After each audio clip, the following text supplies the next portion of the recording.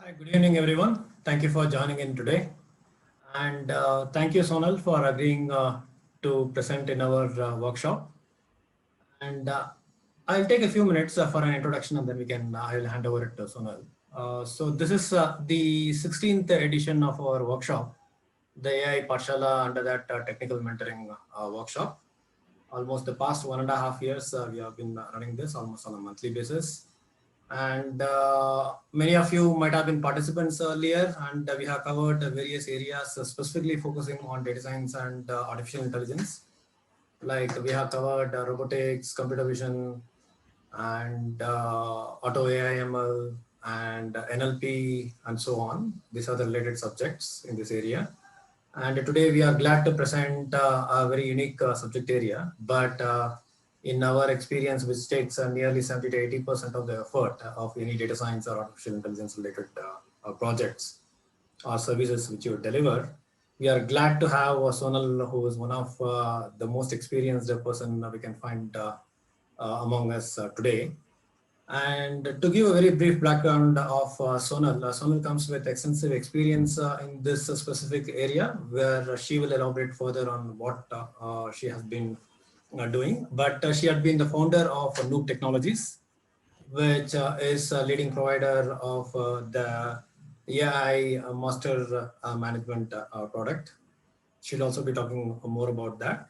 And she has been a very well-known speaker in several international forums, like say O'Reilly and Spark Summit, etc. Very active contributor there also. So without elaborating much, let me hand over to Sonal, please. So, Yeah, thank you, KP and Supriya, for arranging this. And I'm glad we have a lot of participants. So let me start by sharing my screen.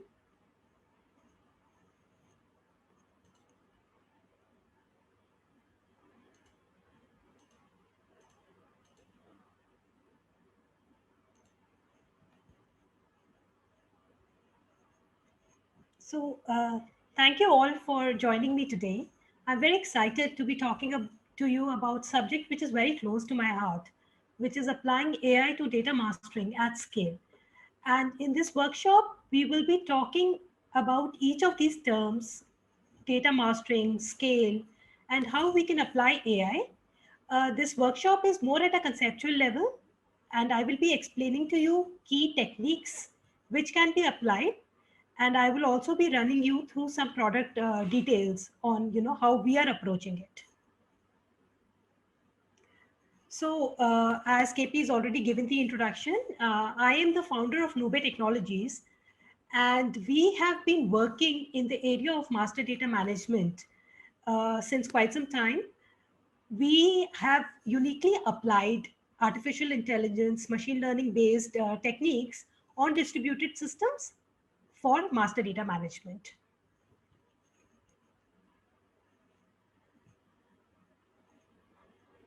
One second.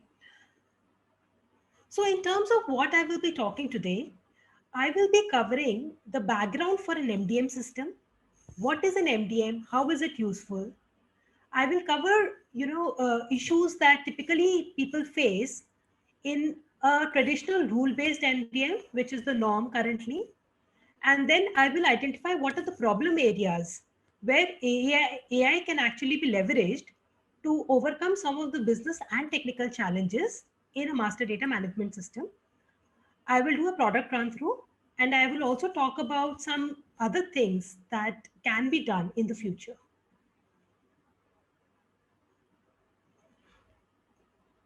So, all right. So let's, kind of dive into the heart of the problem, which is data silos. Now, what really is a data silo? A typical way in which the data is stored and managed in an organization leads to a data silo. Now, as a company grows, so its data systems also grow. And then when you have to take care of a specialized business line or to manage a product or to handle a new territory or a region, a team of people start working together. Now, this team, they need tools, right? They need techniques and tools to manage their data, to save and manipulate their data.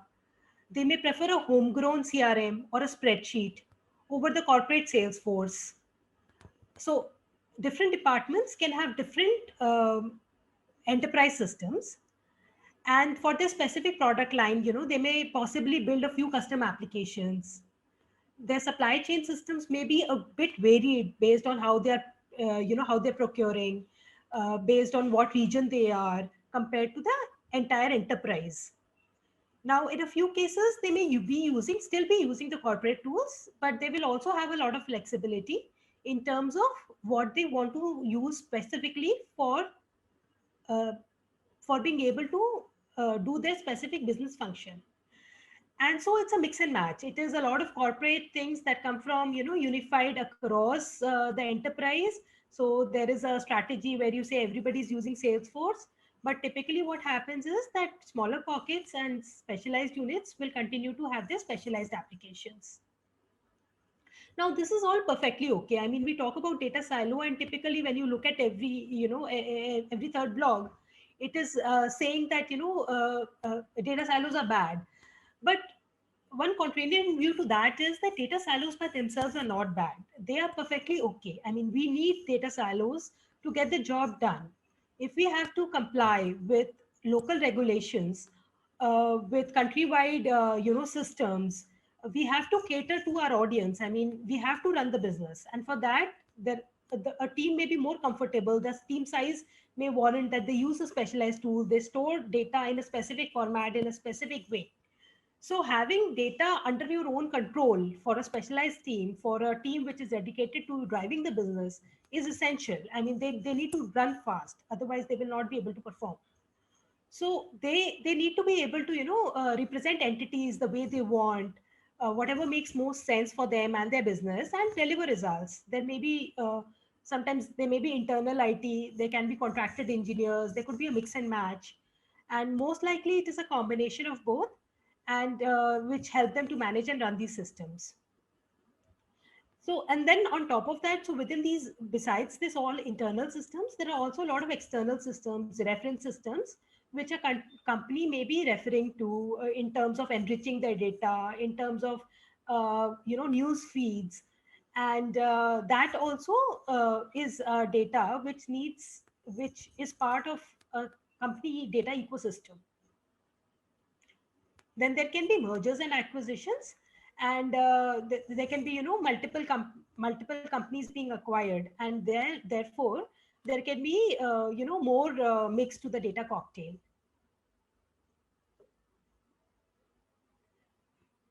So typically now that the data silos are a result of like multiple factors, like as I was mentioning. So department wise is clearly understood that departments and teams need to be functionally productive, and that is why based on the department structure and the company structure, there will be structural data silos. uh, Sometimes there are also like geographic boundaries or regulations, like data locality can be a factor. Different countries can have different ways of doing business. For example, like in India, we in almost every transaction that we are doing online, mobile is a critical factor. We pass on our mobile numbers, and our and companies that are doing business in India are used to saving mobile numbers. But if we look at Western countries, a lot of them actually, due to privacy concerns, a lot of people actually do not divulge their mobile information. So companies which function both in India and in like Europe or US will have different representations of a customer, some with mobile number, some without mobile number, and accordingly.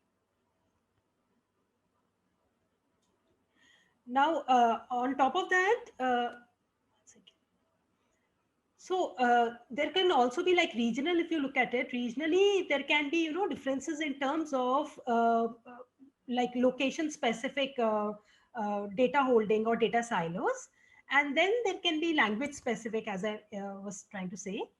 And then there is also the technical thing where you have data silos, but those data silos themselves, so these applications like ERPs or CRMs, they are closed applications by design, and they don't lend themselves very well to to integrating with other data systems. So that can be also another reason why you have data silos. Uh, Sometimes technical challenges can also be that your database is so huge that you want to shard it by region, you want to partition your data, and you don't want to be dealing with performance issues. So that's why you save smaller copies of the data in specific applications, and that can be a very valid technical reason which happens a lot of times. So in this example, like a typical customer data silo, what happens is that there are multiple systems which are holding bits and pieces of the customer journey and interaction along the enterprise. So you are purchasing, so the customer is purchasing data, purchasing your product on online from the web store. So there is that online journey, and the customer is there, information is saved there. Then sometimes there is a brick and mortar store from which the customer is purchasing information, and that has its own in-store data is there. So then there can be product wise. So companies dealing with multiple products will typically have product wise data stores. Email marketing data, marketing data is really fragmented. We talk about user experience and personalized outreach, but what we realize is, like, there was a report in 2017 which said that a typical marketing company, typical marketing department is using at least 17 different platforms with customer information segmented. So although these look like six or seven silos, in a sense, each of them can actually be multiple data silos. Then there can be legacy systems, which traditionally have been holding the system, and you've re-architected and built, or you've built an additional new system, new age system. And there can be mergers and acquisitions, about which I talked earlier.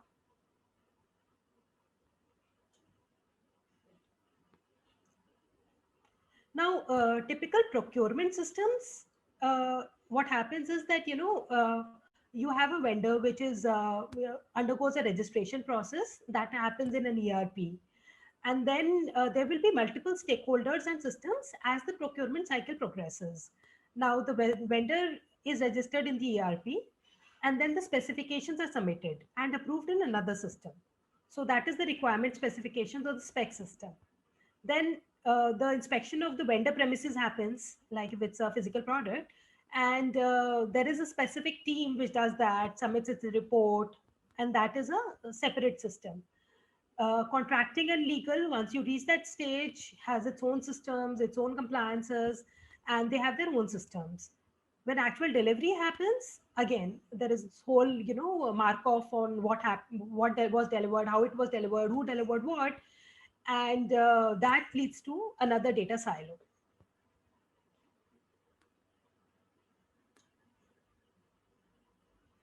So data silos are kind of essential. They are critical for operational functioning. They are absolutely critical to an organization. But at the same time, there is as much as you can do alone. So with that in view, we've talked about data silos, and let's talk about, with this understanding, what is really master data management.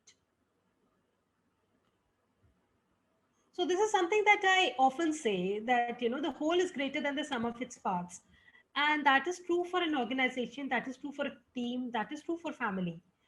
And in specific context of master data management, what people realize is that they can derive even further value from their data when they combine specific specific data systems, and they can completely get a complete picture of their customer, of their product. They can look at their they can integrate the product lines, understand what is buyer propensity. They can discover opportunities for cross selling and upselling. So when you actually, even with the data silos, if you have another system which can integrate all these data silos and give you one holistic view, that is what is called master data management, and that is what we strive to do.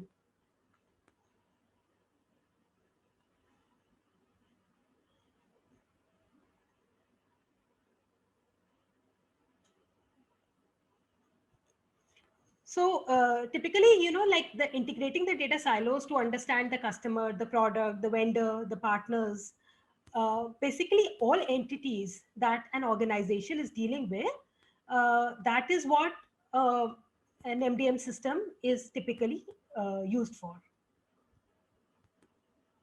Now let us, kind of walk through some of these use cases where you have, there will be, I will be covering a lot of industry use cases here.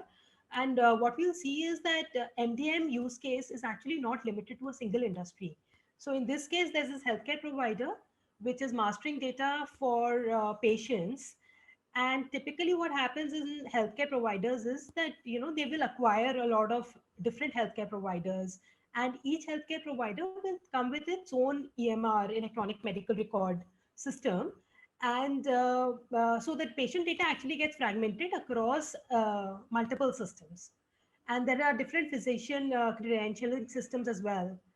And the goal is obviously, like, if you have to provide the right service, if you have to take care of your patients, there is no way that the patient journey is mapped to different applications. You have to have a holistic view on what is working, who was the caregiver, what were the outcomes.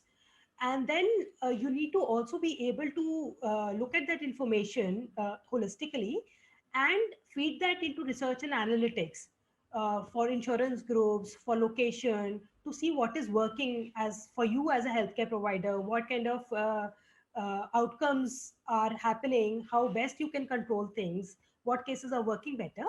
So patient mastering is a very common use case for MDM. Now, along with patient mastering, another use case that we see is in general insurance, where we have a lot of business lines providing different kinds of policies to an end user. It can be household policy, it can be car insurance, so vehicle, it can be travel. A person may have purchased the policy from the web. There are multiple channels. The data could actually be saved in legacy systems. And in insurance particularly, there's a lot of compliance, there's a lot of risk assessment that needs to be done. You need to know exactly, how much policy a single person has actually taken from you, what is their coverage, and what you're up against. In terms of cross-selling and upselling, again, insurance companies really need to understand, what is the buyer propensity, what are they looking at buying, to be able to predict ahead, because it is a competitive and a very rewarding market. So MDM is extensively used for general insurance data mastering for customers, policyholders. Now, in terms of automotive, typically what happens is that automotive sales and marketing is a very critical function, like most business functions in other organizations, but automotive tends to be really, really aggressive in terms of sales and marketing. And what happens is that there are typical regional sales and marketing divisions, which are reaching out to customers, doing all the marketing campaigns, and there's a lot of money that is spent in terms of sales and marketing. Now, over the years and with different product lines, again, what happens is that to the data gets fragmented, customer information is spread across regions, across distributors, across service suppliers. So you need to actually be able to integrate this, and customer mastering is essentially done in the automotive use, master data management. The customer mastering is definitely one of the key pillars for improving customer satisfaction and also do demand forecasting.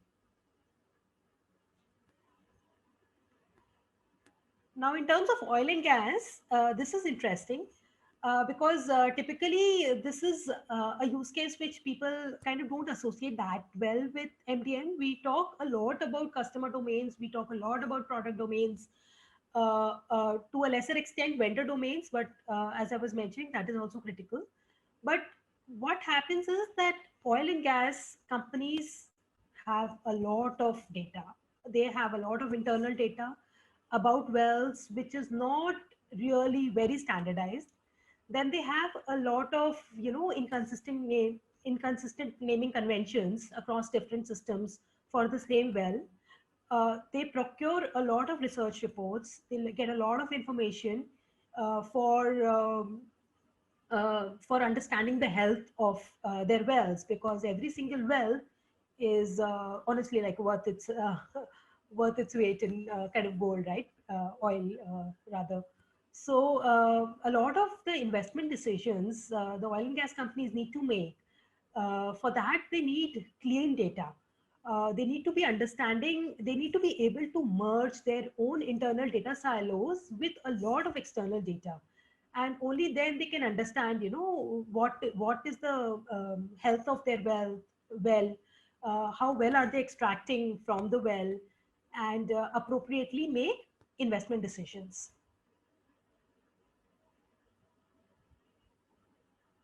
Now, life sciences, I have already given one example in terms of healthcare provider, but life sciences, I mean, they're data rich, and of course, with more data, as we say, comes more mastering.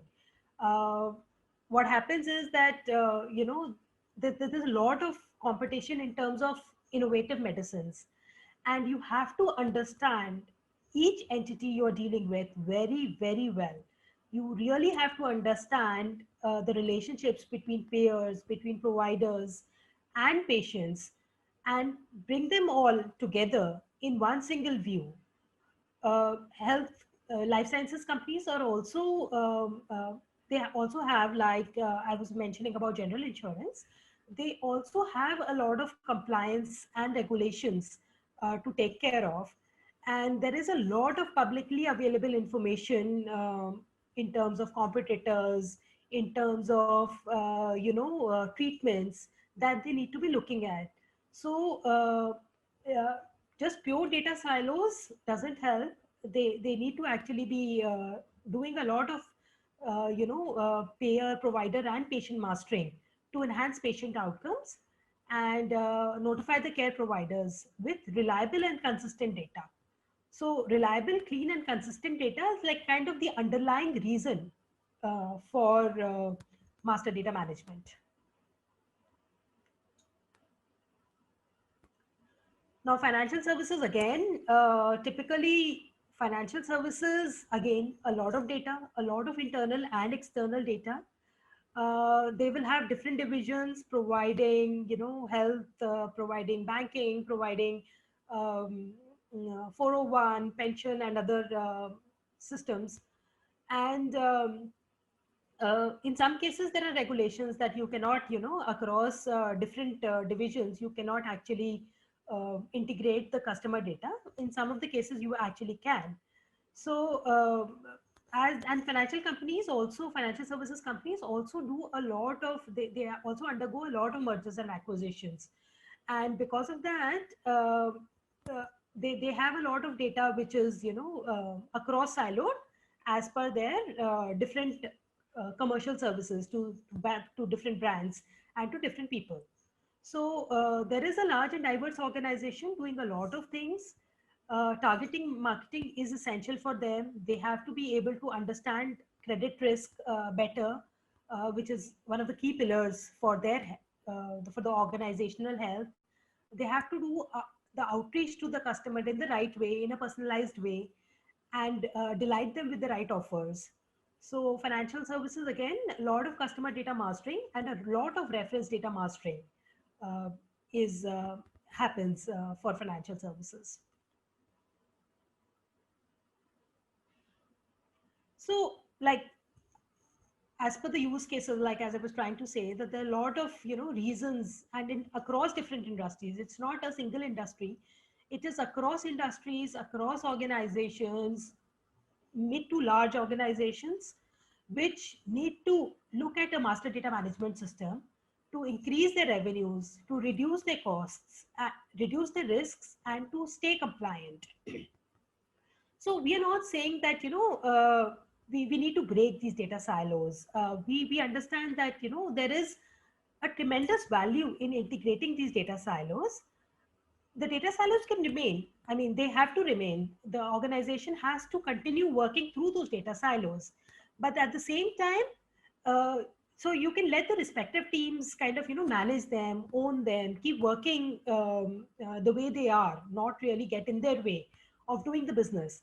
But at the same time, at a higher organizational level, and also to feed or enrich information to these data teams or to these business teams, we need to actually unify this data and provide information to them.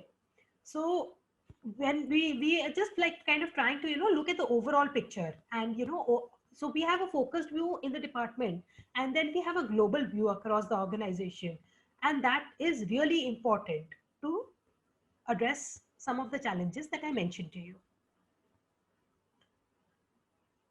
So essentially what we're doing is that we are taking the collective wisdom of the crowd and from each of the silo and building a complete picture and feeding it back to the organization, and that is where master data management is helping us. Now, with something as complicated as multiple teams, as multiple systems, there are bound to be a lot of challenges. And in this section, I will be talking to you about some of the business challenges that typical companies who embark on a master data management journey kind of face. So I'll start with some of the business challenges, which are very critical. I mean, as a tech person, typically, we kind of think that all challenges are technical, but that is not the case with master data management, because overall, we have to see that what we are talking of kind of integration, right? We are talking of something which is touching across different departments, across different business units, across different stakeholders. And then there are a lot of things that we need to consider in terms of like who will be the sponsor of the MDM system. Like, does it come from a specific business unit? Does it come from multiple business units? Does it come from IT systems? So who really is going to sponsor this? Who, once it is sponsored, who really owns the management of the system? So because this is like, so it is a business benefit, and there is also a lot of technical thing that is there in terms of integration.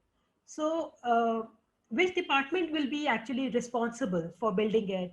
What kind of processes are needed to manage this system, which can coordinate data flow in and out of multiple regional or locational systems in different formats, different sources, different teams. Now, in terms of governance, like who owns the data? Does everybody get access to everything? How do we shield away things or information that we probably don't need to expose the entire organization or some parts of the organization to? So those are all, if you look at it, I mean, these are not just technical challenges. There are a lot of business things that uh, that happen in terms of how does the MDM impact current processes? Does it break something that is already happening within a system? Do they have to adopt new policies and new ways of working? So those are broadly some of the higher level challenges in terms of business.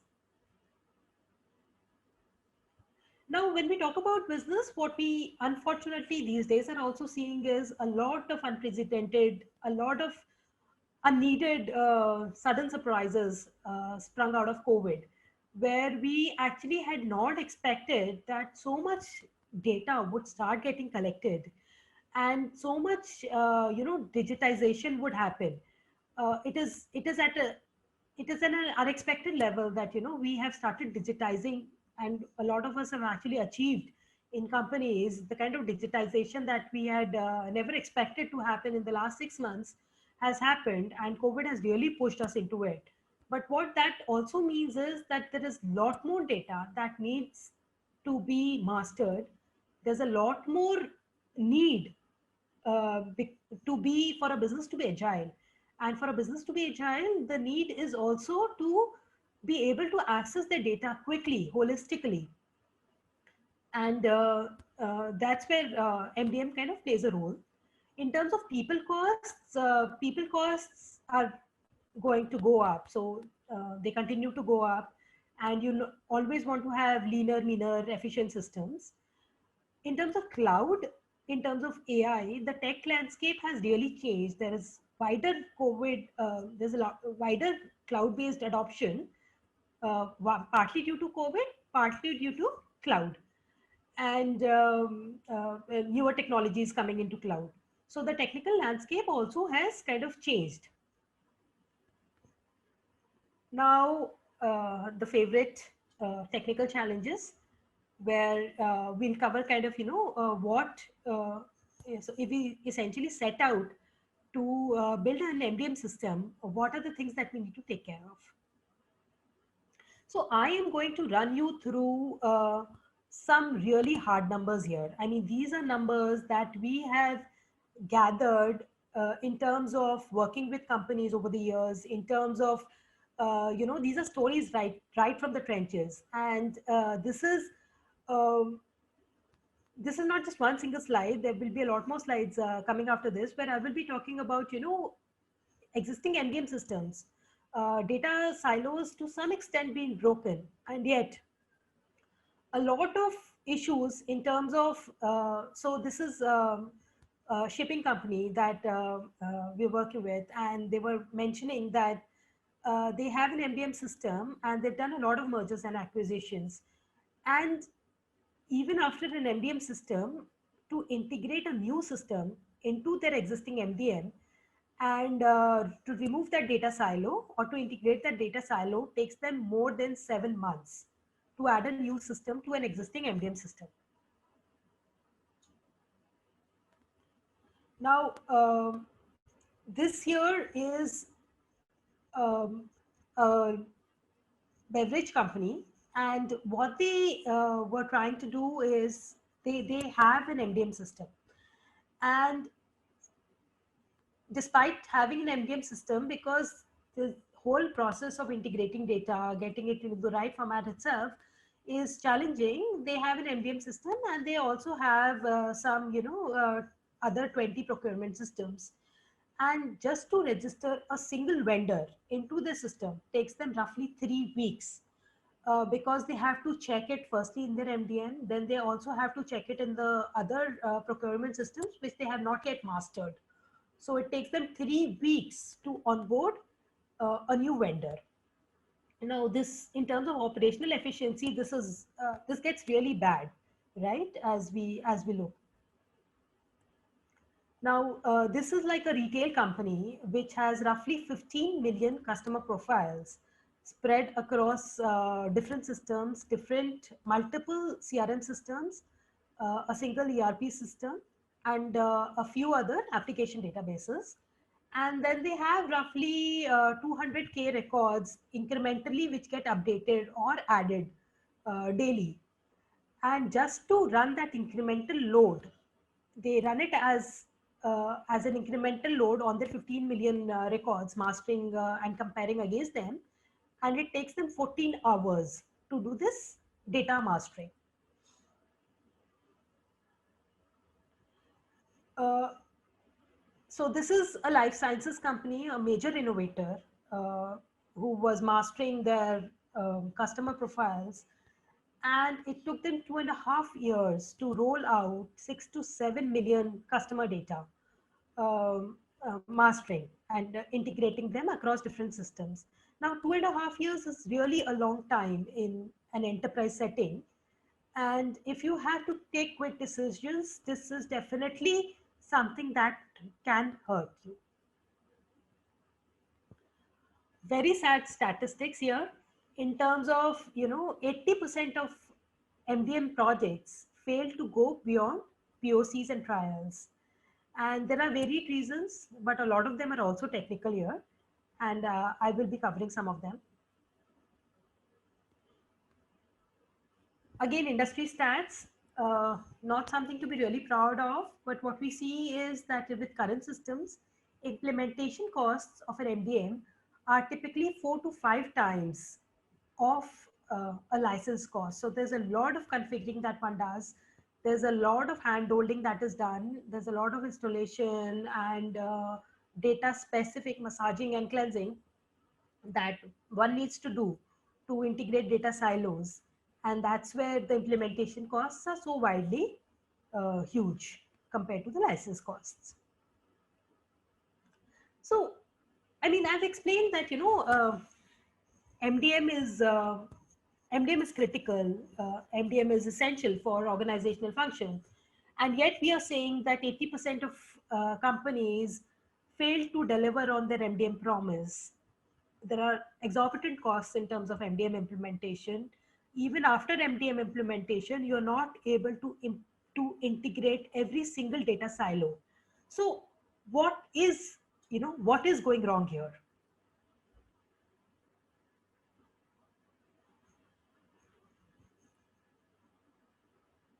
So when we look at an MDM system, like typically how it works is that you will have to get data from your data silo. So there has to be a way in which an ETL or a way in which the data from the data silos is read by the MDM system.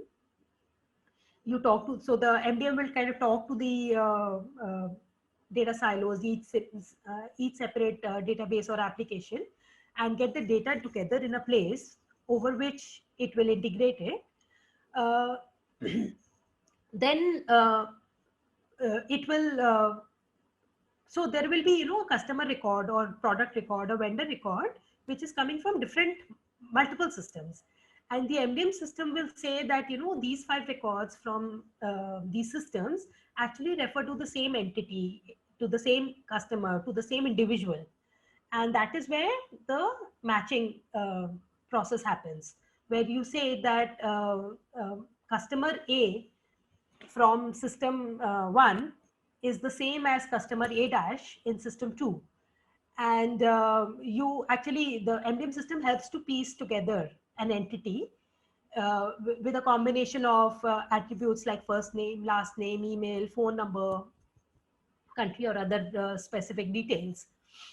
And once this is kind of defined, this is so one is that you say that these different records belong to the same individual or they belong to the same entity. But after that, you also need to make sure that your downstream systems are referring to the right data. So when we're talking about consistent data, we were talking about clean data. We can say that I trust my CRM system more for email, but I trust my ERP system more for address data. And let me, or there's some fields which are coming null, which are not recorded in some system. So you can actually combine all of those attributes together and merge them together. And then even after all this process, technology can actually take you so far. So there would be a human element in terms of, governance, in terms of stewardship, in terms of selecting some specific attributes, in terms of saying that I want to override this match, or I don't want these 2 records to be linked to each other. So that is the governing process. And then the publishing, which happens where, you expose the master data to the end systems again, or to a reporting and analytics system, or to a predictive system. So essentially what we are saying is that, in terms of an MDM, and as I was mentioning, the technical landscape has really changed.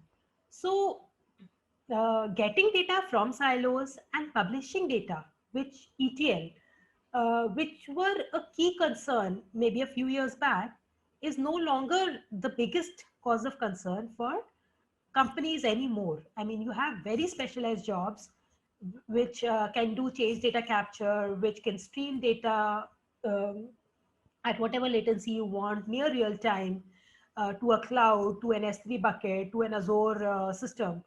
So what we say is the core of an MDM system, because there are specialized tools already for getting data in and out, the core for an MDM system is massaging, matching, merging, and governing.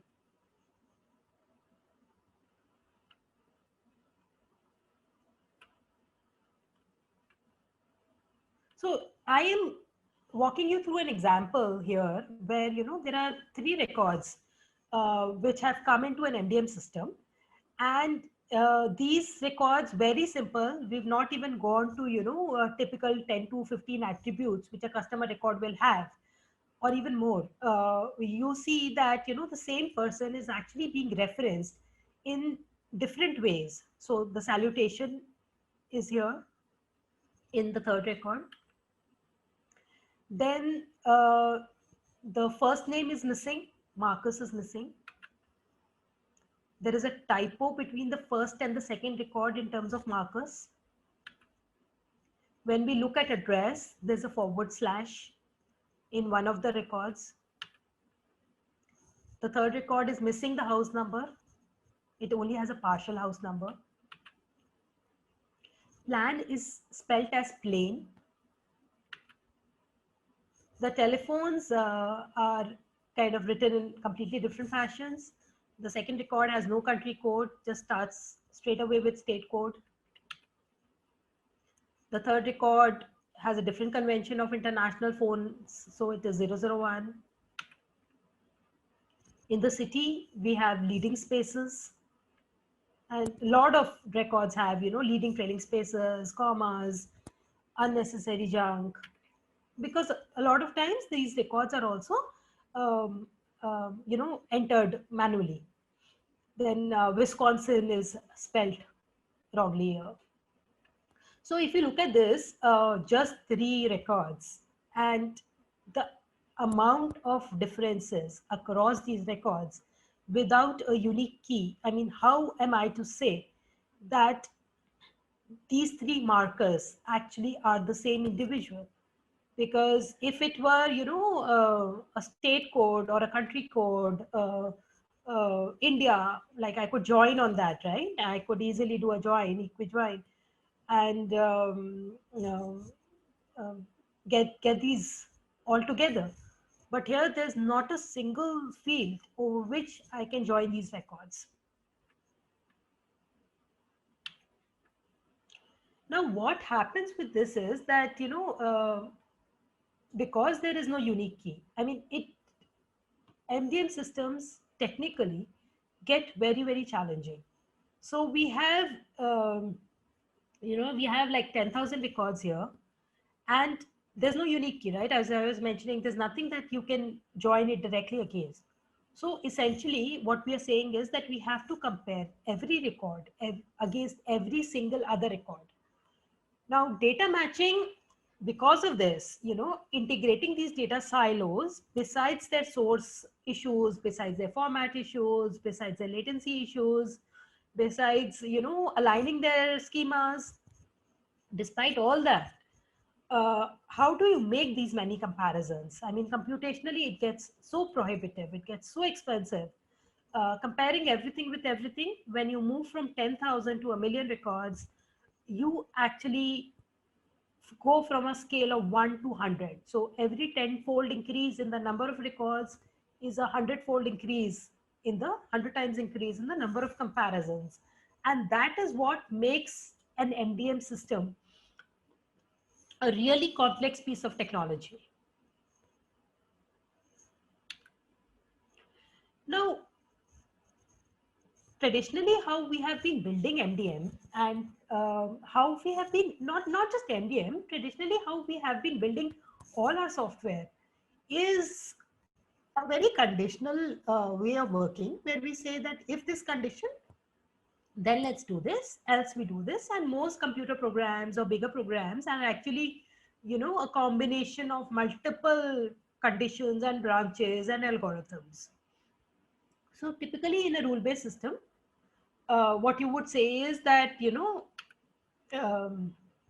I want to be able to say that these 2 records match, and for them to be matching, if this is the overlap between the first name, and if this is the overlap between the last name, and if the address has an overlap of that many characters, or the last few characters of or the first few characters of the city are the same, let's consider it a match.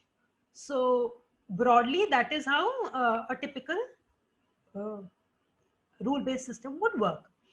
So to go through this, but even that is, as I was mentioning, and as I showed to you, because it is computationally very difficult, what we do is that we still don't want to compare everything with everything, right? So even when we have these rules, we can't say that, for each of my 10,000 records, start comparing with every other record, because that is a lot of comparisons to make.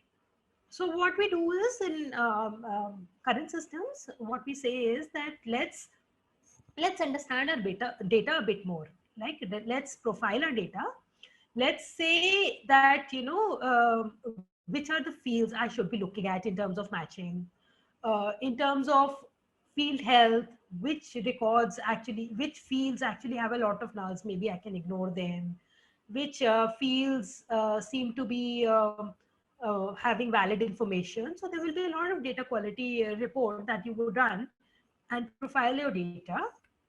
Then in terms of standardizing, so you understand, you have a sense of what your data kind of looks like. Then you realize that there's a lot of different ways in which this data is spelled out. It has salutations like Mr., as I showed to you in the example earlier. It has probably street names. Sometimes is sometimes you have ST, sometimes you have RD for road, sometimes you have road. So is there a way I can standardize this data so that my matching is easier? I mean, how do you compare RD with road, right? So it is much easier if both of them are actually saying road. Then it's going to be much easier to compare them.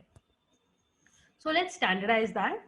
Then define some matching keys. And when I say fuzzy matching, essentially what we're saying is that we don't want, so we're not looking at exact matching here, because the data is actually not up for exact matching. If it were, it would have been a very simple exercise.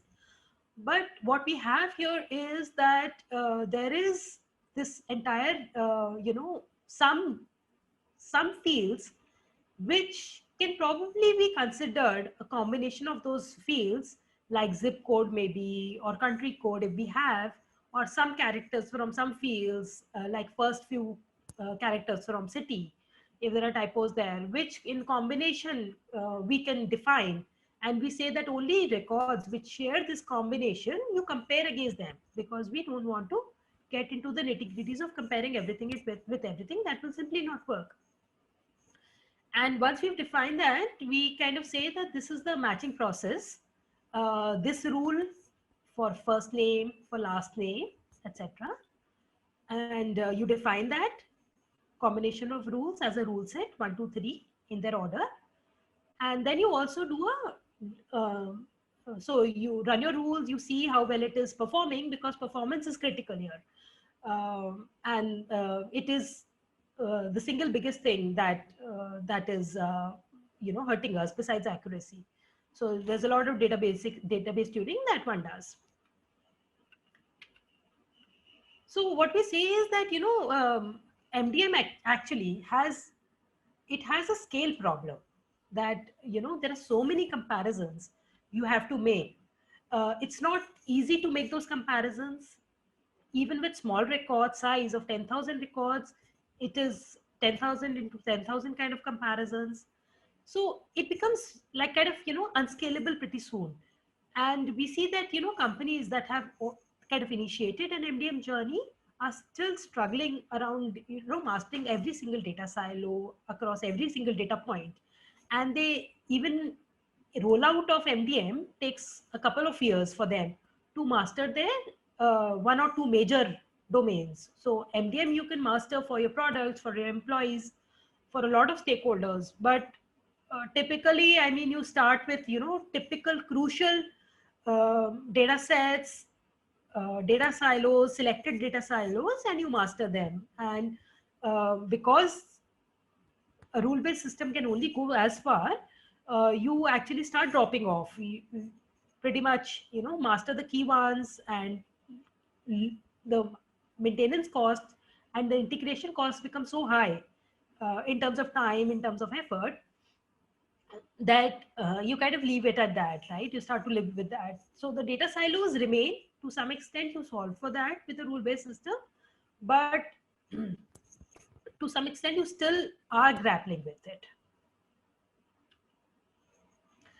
So, I mean, MDM is critical. Rule-based systems have some issues. They have been doing well so far, but is there something that we can do better? Is there something that we can improve? Let's kind of come to that now. So instead of, kind of thinking of architecting systems the way we have always been, right? If then conditional logics or functional logics, which is how we programmers kind of think of systems. What if we could, start with like a clean slate? So let's let's kind of, just stop looking at things the way they are being done and just start kind of envisioning what is the end goal and what do we really want to do, and is there a better way of achieving this. So enter the AI superpower, where AI essentially is what, right? It is you train a model on some data for which you kind of like know the results, right? So you have training data, you know the results. Are these matches? Do they belong to the same person? Are these the same product? Um, so that's the training part, and then the model learns to predict on unseen data and on new records. So it says, yes, I've learned this. I can generalize now. I know what you're trying to do, and let me start predicting. So essentially, that's what AI is, right? Now, so sounds very simple, but then how do we kind of apply AI, right? We can get some training data to learn from. We can build representations from that data. So when we say training data is essentially data that we kind of already know about. The results are known. We know, what it is predicting, which records belong to the same vendor, which records, customer records need to be mapped together, which columns are the same. Then we build, features, representations from that data. We can kind of say the whole gamut of feature engineering, where we say a pair of records, if we have customer records, or if we have records for matching, what we can say is that, which one feature for matches and matching records or in the training data could be, what are the number of characters which are common, what are the number of characters in each of the fields which are common. So that what is the length of each column, how are they different for matches and non-matches. So those are, some of the things that over which you do feature engineering on. Or like if you're doing like spend classification, right? So you can say which record, which spend actually belongs to the prints and supplies category. And then so the feature there could be the word vectors. So that is how you typically, you build the features, and then you build a model. So you kind of train an algorithm. A model is essentially an algorithm which takes those numerical features from text data, you've come to numerical features. From numerical features, you have a trained model which can fit the data as well as it can, which given the data can try and conquer with the label as much as possible. So it is essentially like a clustering or a classification model, which given the features, it can tell which bucket the record kind of goes into. Now AI kind of looks super cool, and I put the Super Mario, cool factor there, and solving every problem. But honestly, AI also has to, be applied with a lot of care. So as much as, a lot of industries and a lot of things are changing with AI, but we cannot apply AI blindly to everything. I mean, it's not a silver bullet.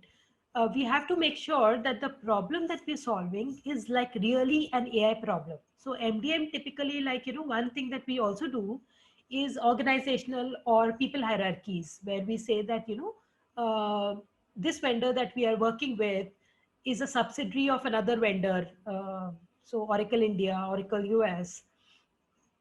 So now that information, or whether I am reporting to, so I am the subordinate of somebody, or I am the manager of somebody. Now that information is something that my name or my demographics or my information cannot really tell. So every problem in MDM or every problem in life in general, technical problem, cannot actually be solved through AI. So we have to see that, while applying AI, I mean, is this a crucial enough problem to solve? Maybe for some systems or for some problems in MDM or in others, um, pure play conditional logic, which has served us well, can really be, be good enough. So uh,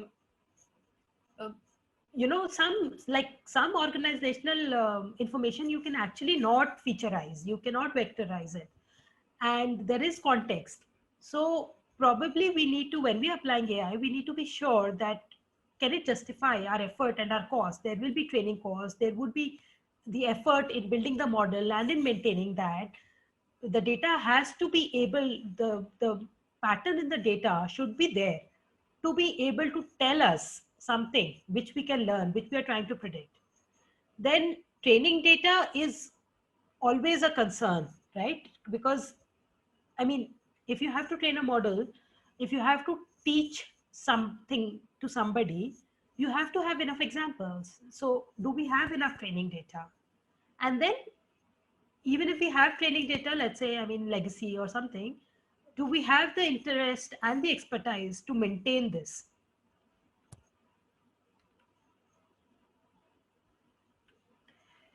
So once we have kind of zeroed in, right, on some of the problems that we can solve through AI, especially in the MDM space, we can look at, building the training data. Now, where does training data kind of come from? Like, maybe if you're lucky, like you already have an MDM system, or if you already have something which you've kind of, hand labeled or something, you have some training data lying around and you could leverage that. But typically, you one would really not have, a lot of training data lying around. So there has to be a technique, there have to be ways in which we can build training data in a very fast way, in a very efficient way. And for that, so there are techniques like, active learning. So what active learning essentially is that, um, you have samples of records. Active learning kind of picks up some sample, asks the user to label it, and the system, the model starts learning from that. So you can actually use active learning to build up training data pretty fast. It is so instead of, hand labeling thousands of records or hundred thousands of records, active learning typically you need a few hundreds of records through which you can train a system. And the good part is that, with active learning, essentially, if you set active learning up, you can you can actually get somebody who just understands what they're trying to do it. So there's no specialized. So an engineer can set up active learning, and a business person or somebody who's trying to get the outcomes can actually label the records. So that can help there. Now, in terms of another way of, doing training data, there is a new very hotly researched technique called weak supervision. And with weak supervision, typically what happens is that you write down some functions programmatically. Now these functions are not accurate, right? So as I was mentioning earlier, let's say you have a bunch of functions for the matching case, where you say that first few characters of first name and surnames are matching, and so the consider them as matches. Now these don't need to be 100% accurate, but what peak supervision as a technique does is that it generates labels, And for the same record, it will generate some yes matches. Some of the records, it will say that yes, it is not a match. But together in totality, it is able to overlook the wrong functions and build up a system in whole. So it can actually, although the generated labels on a particular record can be very noisy and they are only roughly accurate, but a weak supervised system can learn from these noisy labels, and it knows how to cancel and attach weights to these noisy labels and together come up with a far more accurate system than a single function, a kind of a very easy to write function, like as I was mentioning, first few characters in the first name. So it can overcome that and it can build up a pretty good model, pretty good and robust model. And there is, I'll point you out to a research project called Snorkel, which has been open sourced by Stanford, and which uses weak supervision, and a lot of companies actually use it in a lot of domains. Now, that was kind of generic AI, but in terms of MDM with AI, like what actually can we do, right? We have, we were saying that, we don't want to apply AI everywhere, but at the same time, some of the pain points, some of the things that really make sense, let's apply AI judiciously to them. So some of the things that, I think that, and some of the things that we're also working on, not just I think, that AI can be applied to an MDM system is, suggestions in terms of schema integration, which attributes can actually get mapped to which final attribute. So let's say you have, data coming in from multiple sources, typical MDM scenario, where you have one source which is calling it first underscore name, the second source is calling it as F name, the third is calling it as first name, there are capitalizations. And the system can actually, and because we want to do it, across, what we're saying is that, MDM, we want to do it at scale. We want to be able to integrate every single system. And for that, hand mapping is tough. But if we have a recommendation from the system, which can tell us what attributes to align with each other, it will be far easier for us to do the schema mapping. Now, in terms of data matching, this is a core MDM capability, something that I kind of showed to you as an example in terms of Mr. Marcus, and something that traditional rule-based systems struggle with, because there is a lot of configuration that needs to happen, a lot of data cleansing and massaging that needs to happen. So MDM can actually play a key role there, and I will demonstrate that in some time. Then in terms of product and supplies classification, so you have a lot of, product data which has categories, so genes, jeggings, and NLP and AI can actually play a role there in terms of understanding taxonomies like UNSPSC or E-class and applying them, and then overall improving data quality.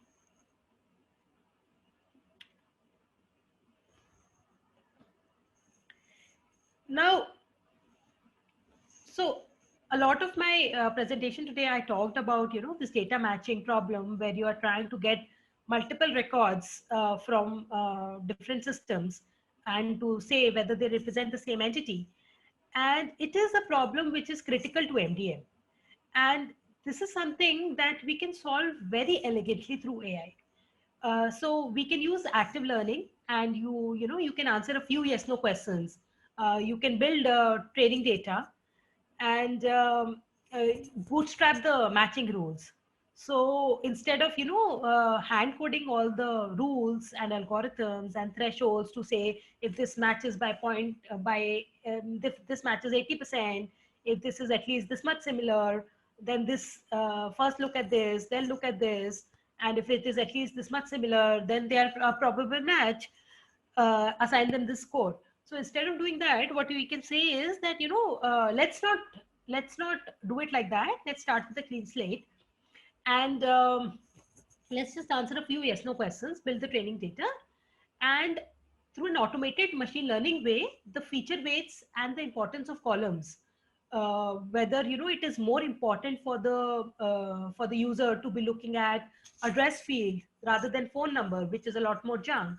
So in many cases, when we look at data, a lot of sales data tends to be, people will fill in instead of giving their own. So in typical events, people, instead of giving their own emails, will give a very generic, their personal, their company email to be avoided, to avoid junk, spam and junk. So they will give like info@nubitech.co instead of sonal@nubitech.co, and the email data may actually not be that reliable. But based on what the user is kind of selecting, it should be easy in an automated ML way to tune the feature weights and the attribute importance based on the user feedback.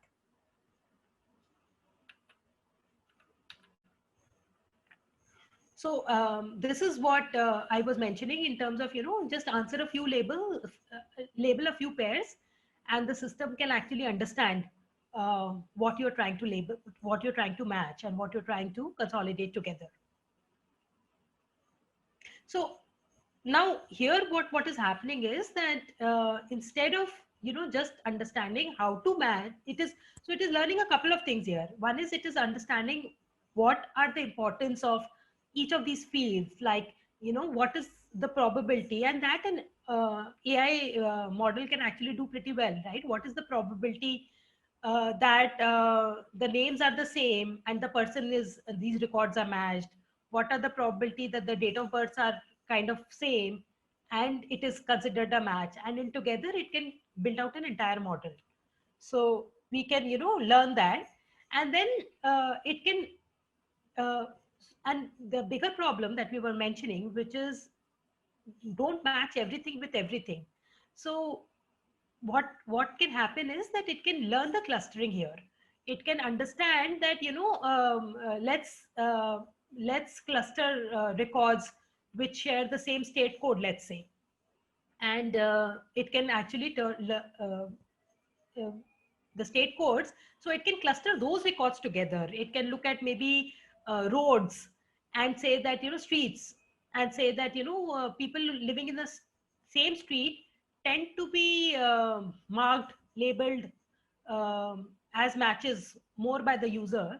So let us cluster them together. So it can learn the clustering on the fly, and then it can do a fine grain classification of which records are exact matches. So that kind of breaks the scale problem that I was mentioning, where you are comparing everything with everything. So a lot of talk. Let me kind of show you this in action.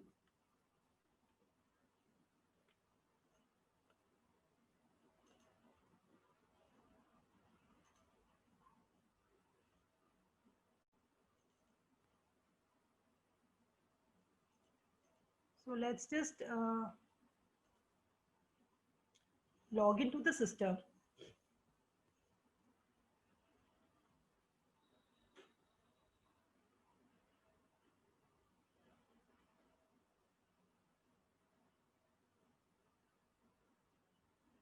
So we have some data here, which is coming from SAP, and uh, this is typical customer data, which has multiple attributes.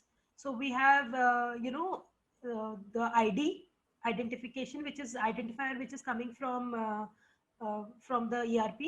Then we have first name, then we have last name, and this is pretty neat data, but typical data tends to be pretty noisy.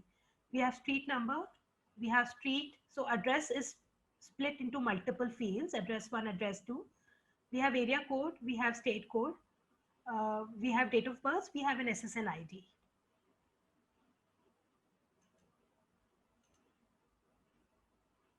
And similarly, we have other systems which have similar kind of data that we've already extracted and loaded into the system. Let me just show you another sample here, which we have. One second. Yeah, so this is again contact information.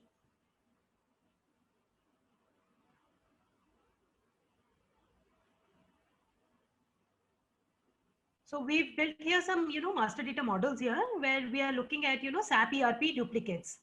And the data I had shown to you earlier. And what we have said is that, these are the final attributes that we want.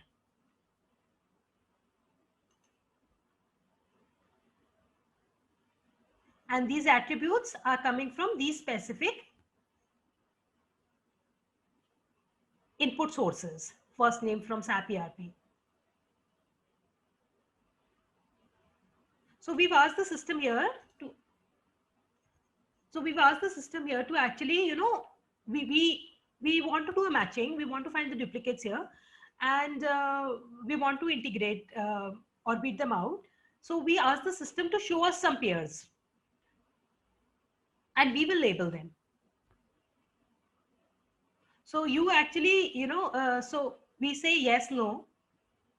Some of these, so it shows, what it does is that, it looks at all these records. It starts looking at random things to start with. It in some cases it will try to equal, the state codes, same exact, close enough. So it shows us a variety of records.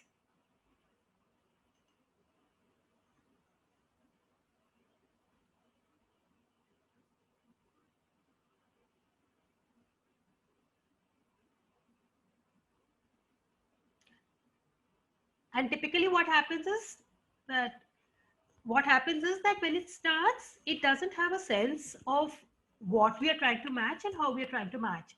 So in that case, it isn't that smart.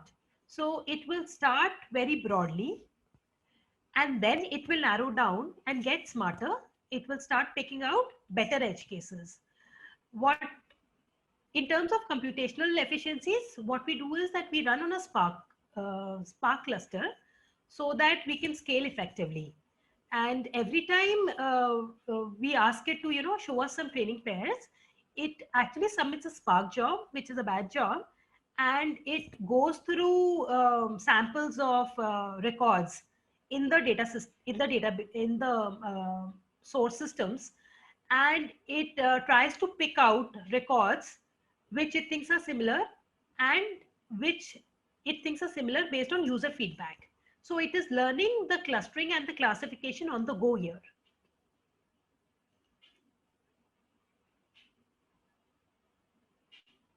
So all this label information, it is going to actually, use this, and it will show us another set, and it starts getting closer. So the more we train it, it starts picking out, closer pairs for us to label. So like Max, so these are actually matches. Then Thomas, although but few things here are matching. Again, Devan. So it is getting closer.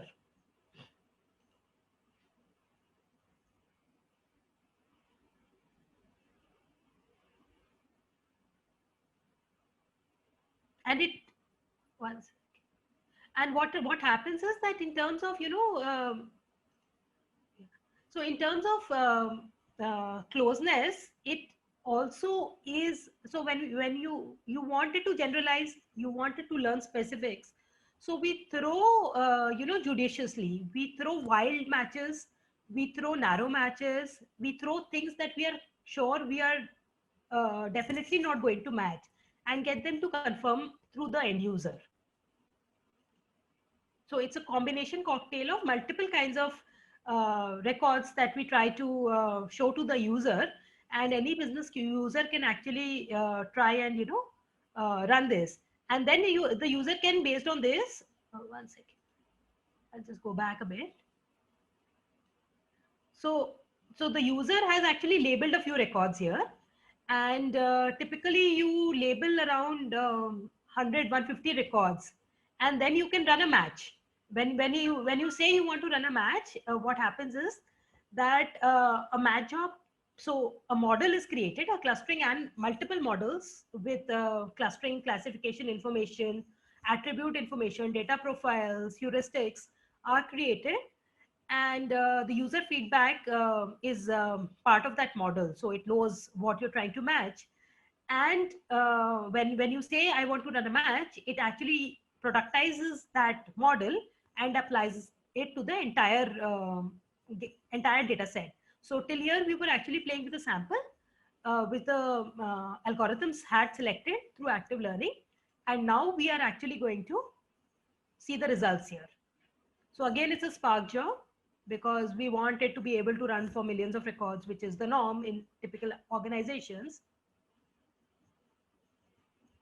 Okay, so I logged out. Okay. So here what you see is that, based on what we labeled. So we labeled pairs. We labeled two records which were matching to each other or not matching to each other, through which we built our training pairs. And then uh, the AutoML through active learning figured out what's the best way to cluster them so that it doesn't compare everything with everything. It figured out how to classify them. So let's say out of your, so if you have 10,000 records, maybe it broke them into records, into buckets of, 100 each. And only within those 100 buckets, the bucket of 100 size, it compared those 100 records with each other. So the sample space actually gets broken, and you can be far more performant. And typically what we see is these kind of algorithms are able to do roughly, so they break down to 0.05% of the total space of comparisons possible. And that is why it's far easier not to write, but actually to scale these kind of algorithms. And the results are applying the model here. So you get, whichever records actually had matches, even when they had different IDs, they actually are listed together.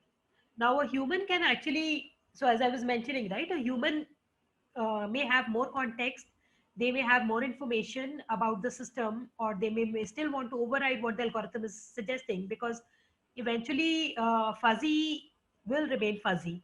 And a human can actually go and override. So they can approve a cluster, they can reject. So if it doesn't make sense, they don't want to cluster them together, they can reject, they can remove a specific record from this.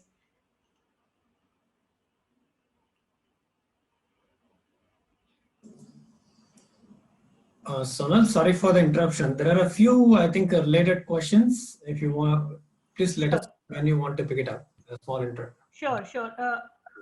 Yeah. Would you like me to take them right away, or would you like me to? Yeah, Uh, I think it's a related one. A few of them, if you okay. need the Yeah. Please. time in between, Please we go ahead. can. Yeah. I would love that. Yeah. Sure. Yes. Okay, the first one is from Uday. This is MDM building one big data warehouse containing all the information, or defining framework to track the data as it flows across various systems? MDM is actually a combination of both, right? So data warehousing, when we talk about data warehousing, typically data warehousing, the end function is not to integrate just the entities, but data warehousing is used more in the context of transactional data out there. And in an MDM, typically the transactional data is limited. The entity and master data, which is, if you look at it, there is no transactional information here, that is mastered, and that is fed to a data warehouse. So we are actually not only monitoring the source systems, we are actually getting the data, unifying that, and feeding it back to the source systems as well as to the BI data warehouse and other analytic and reporting systems that we have. Oh, that's great. There is another question by Uday himself, again related to what you are just explaining, I guess. This is how different is AI model from fuzzy match? Can you give an example? Uh, Sorry, I didn't get what you're meaning by fuzzy Okay. match here. So this is, could you please explain your question a bit more? I mean, How Yeah, different this is is an what has been typed in. Uday, if you have any more details, what do you mean by fuzzy match? We can take it up again. We can circle back and take it up again. In the meanwhile, Conrad has asked a question. Knowing that 80% of MDM projects fail in your view, how much of a problem is related to scale issues, which is caused by MDM projects to fail? Okay, so Basically, yeah. yeah, how much of the failures are due to scale, the data scale? Okay, so typically when we say that MDM projects fail, there are a combination of issues. There are a combination of business ownership, tech issues. Within tech, there are scale issues. There are not being able to apply the tech correctly issues. So it's a combination of both. But when I say that MDM is not fulfilling its potential, that's where we are saying that it's a scale issue. Because even when you have deployed an MDM, what we are saying is that it is taking a long time for you to master a few critical domains with few critical data silos. Does that answer your question, Conrad?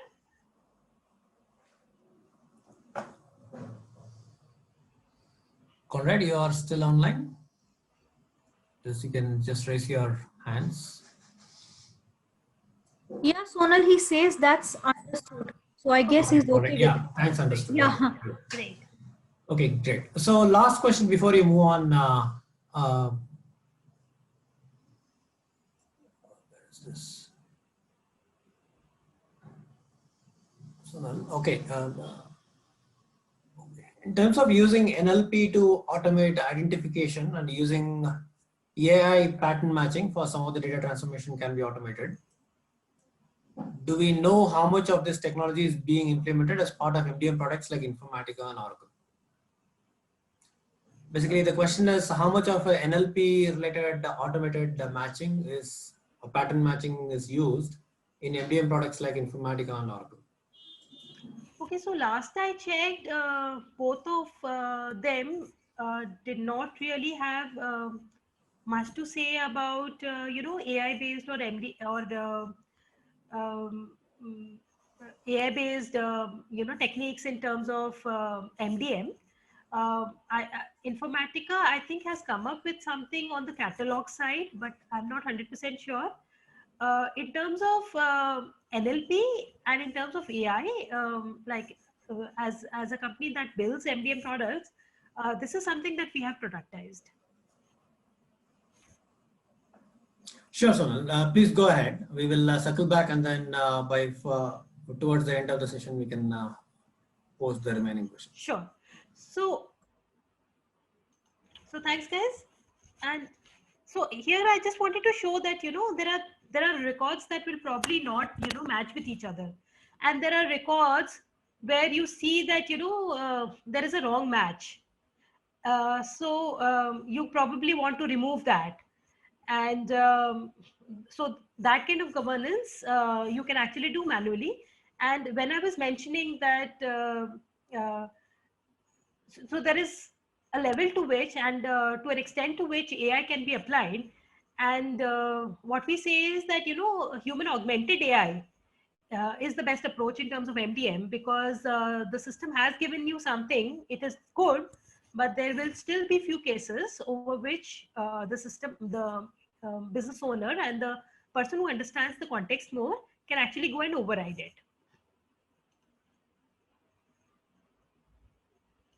So I think this is pretty much what I wanted to show in terms of data matching.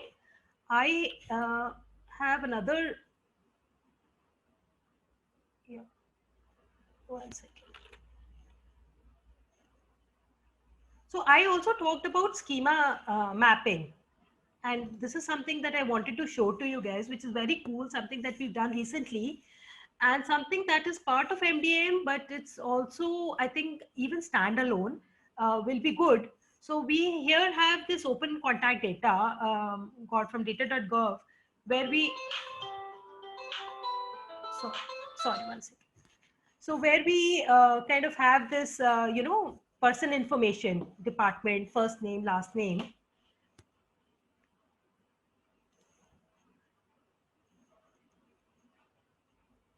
So this is the profile of the data here. And let's go ahead and, kind of see what schema mapping I was talking about earlier.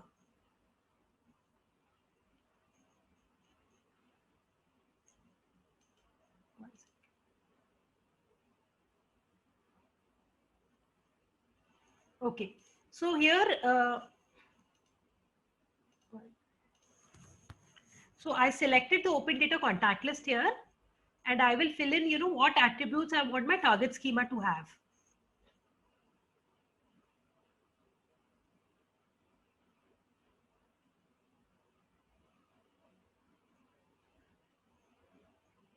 Now I want eventually the department to be named as DEPT.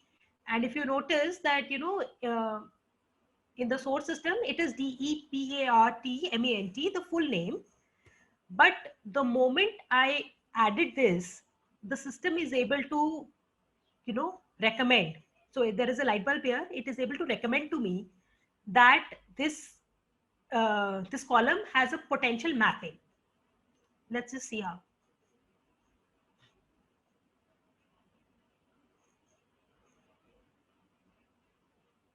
So nothing has been mapped here. We've just given a name here.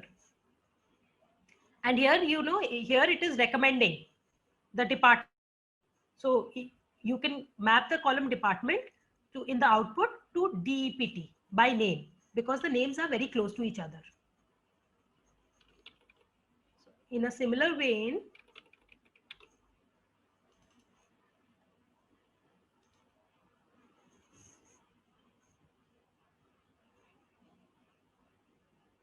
so let me add a contact. And the moment I added contact, there's a light bulb against primary contact. And it is recommending that, you should actually choose contact by name. I can go override it and choose one of the other mappings, but the system is actually intelligently telling me that the primary contact possibly can be mapped to contact.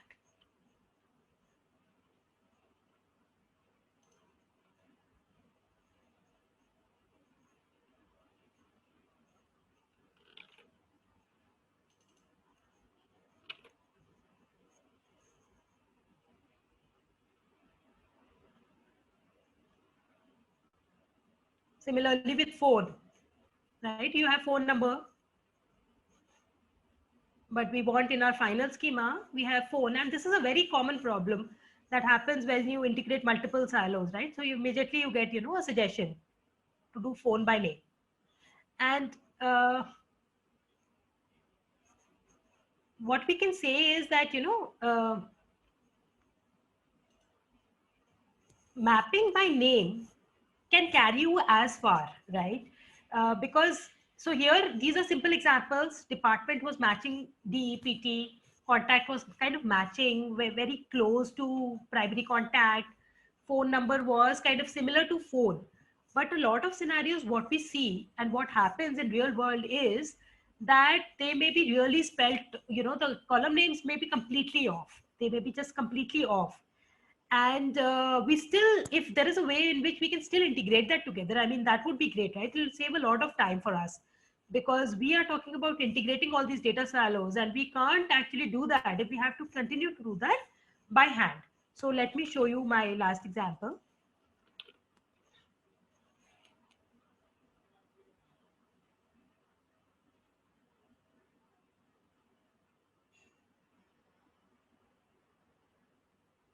So here, there are, multiple input data sets, supplier contacts and open data contact list. And there is a light bulb against purchasing authority. So what we have done here is that, so one was that, it was just suggesting based on the name of the column. But what we have done is that we've built an AI model which can learn. So when you say learn, it will look at these column profiles. It can look at these column profiles and it will cluster them together and start suggesting which columns you can actually map to each other. So here we see that it is saying this purchasing authority should be mapped to department by content, because that is what the contents of the data looks like. And that kind of makes our job pretty easy, right? If we have to get in multiple systems, if it can look at the names, if it can look at contents, a lot of our manual effort kind of gets weeded out. So that was what in terms of I wanted to show to you. And I think just to drive the message home, what we are saying is that when we did, all this data massaging with AI kind of reduces, kind of just, you don't need it anymore. You don't need to profile the data. We just get the data, we answer those yes, no questions. We don't bother about, what columns to map where. We don't have to worry about the fuzzy match key. And the AI system can actually get rid of a good percentage of our implementation issues with MDM. Another use case that we're working on is that I mentioned, which was product and supplies classification, where you can build word vectors. And the example I had given earlier, where you can talk about product supplies, is this printer, is this jeans, is this jeggings. So you can build word vectors and extract important phrases and then map it to a taxonomy. So again, learn from user feedback, tie it back to the features, keep learning, keep growing. Schema mapping I kind of already demonstrated to you, which is typically the way it is done by hand. You drag a column, you say this is the one that is linked to this, or you try to give them the same names so that it's easier for you to match. But with the size of data and the number of data sources, pretty much, I mean, a recommender system is definitely going to be far more useful. Okay, so I kind of did the demo earlier, so no more. Okay, so in terms of vision, so I showed you some really, innovative ways in which AI can be applied to MDM and to data integration in general. And there are a lot of other things that, if we look at it, can be done through AI. One of them, and very critical for companies, is data quality. So we do a lot of, anomaly detection, right? There are a lot of standard algorithms where you can say, this is fraudulent, this is not fitting in the pattern. Can we apply those same techniques to data quality and, be able to flag records which probably have erroneous information, incorrect information, integrity issues? So in terms of long-term vision for MDM and how things, what we see as people who have been innovating in this space, these are some things that we feel are going to find place in the market pretty soon. Automated transformation. So once I've mapped, like, first name and last name, maybe I don't want a first name, last name field. I want a complete full name field. Is it possible for AI to start suggesting that you can concatenate these two attributes and build out one single field, which is the same as the other columns in other data sources? So automated transformations. That's something that is going to be difficult, but that's something that we would really love to start working on. And in terms of unstructured mastering, getting records which are in free from text, not really structured, and also be able to enrich data, enrich your master data with news feeds, with other information. So in the long term, that's how I think that AI will kind of help with MDM. So I guess that's pretty much what I wanted to cover today. In terms of questions, looking forward to hearing from you guys. So Sonal, just adding on to the question we received from Uday initially on how different is AI model from fuzzy match, he's provided some explanation around fuzzy match. So what he says is fuzzy match is used in analytics tools like Alteryx to match records which are not accurate. Okay, so fuzzy match, Uday, is I'm not sure about Alteryx per se, but typically a lot of databases come with fuzzy matching libraries, where you have algorithms like cosine difference, or what percentage of your uh, content is matching in this column. So is it an 80% match? So they can answer those questions. So fuzzy matching individually on columns is something that is provided out of the box by a multiple databases and multiple tools. But in MDM, or even for fuzzy matching, there are a couple of constraints. One is which algorithm works best, right? You will have various variations, and a single algorithm may or may not work in your scenario. So as I was giving the example, there will be typos, there will be variations in terms of salutations, fields, field swaps, in terms of leading and trailing spaces, extraneous characters like dashes. So fuzzy match by itself cannot solve all this. Then secondly, fuzzy match doesn't solve the problem of scale, where essentially when you are saying fuzzy matching, again you are saying it's like fuzzy match column A with column B. So it's column A into column B kind of number of fuzzy matching. The AI model that I showed to you is doing only 0.05% of the space of the total number of matches possible, because it is learning to firstly cluster that information and only then do a fine-grained matching. We do not see any more questions, Sonal. Participants, if you have any questions, please feel free to queue in the Q&A window.